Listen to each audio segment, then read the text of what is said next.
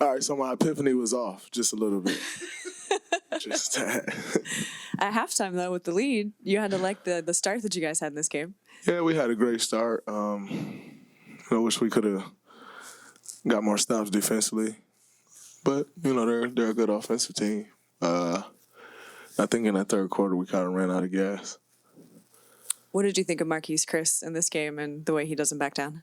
He played great. He protected the rim, was really forcing inside. And, the other part excites me. That was fun. It's good to see. That was great. They hit 24 threes. How much of that was, they're the number one offense in basketball entering the night, and how much do you think it was kind of breakdowns? I think some of them were breakdowns on our hits. We were trapping, our rotations weren't great. So if we could have cleaned that up a little bit, I think we could have taken some more of those threes out of the game. I think we also didn't run guys off the line.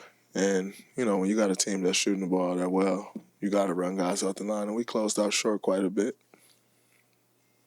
Draymond, what did you learn from this 4-1 homestand, or what did you get out of this, I should say?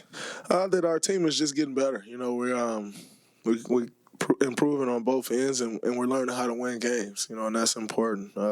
It just, like I've said before, it doesn't happen overnight.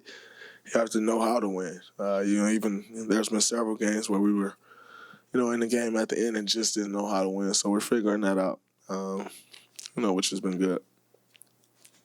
You kind of mentioned the Marquise situation with Luka. You were kind of chirping with Kristaps a little bit. Why do you think this game was a little bit more on edge than has been previously? Just think it's two teams competing, trying to win a basketball game.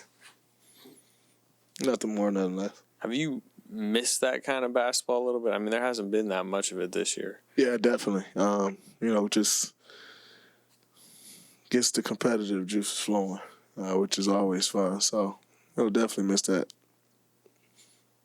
Draymond over here, Aljamain Santos with Eagle News. I know the timing of everything with personnel change, new teammates, new arena to play in. How much of a morale hit do you think the team has taken with all the changes happening all at once? I think our morale is still great. I think our execution took a hit, but our team morale is still the same morale you watch when we won championships. That don't change. It's a culture that you build. Just because you're losing games, it just don't go by the wayside. Like, you build that for it to last for years to come. So our morale is still great.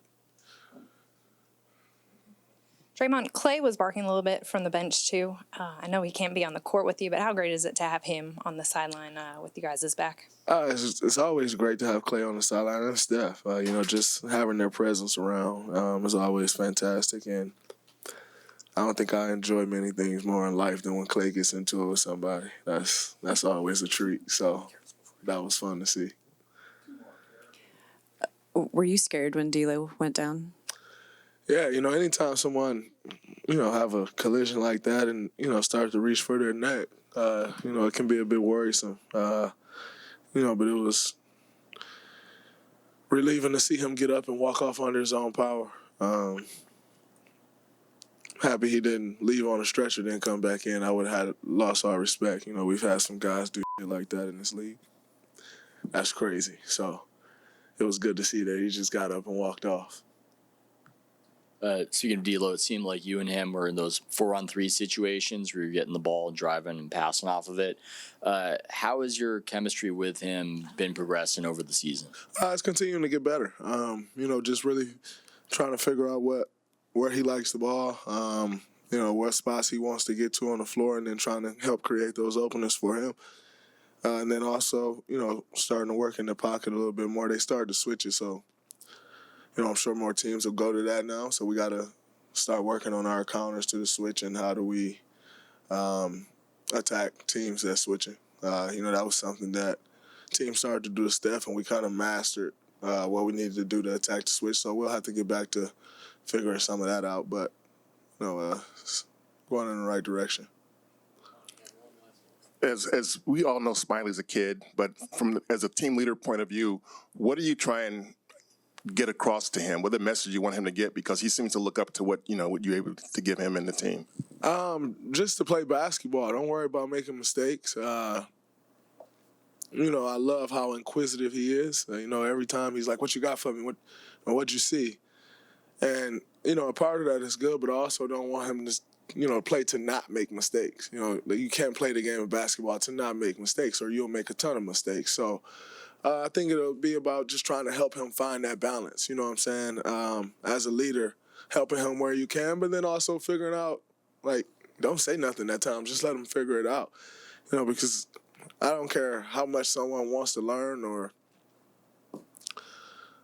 how many questions they ask. Eventually, if you always got something, then you get tuned out. So just trying to figure out that balance of teaching and just letting them figure it out. Because at the end of the day, you can say as much as you want. Still got to figure it out on the floor, and things happen quick.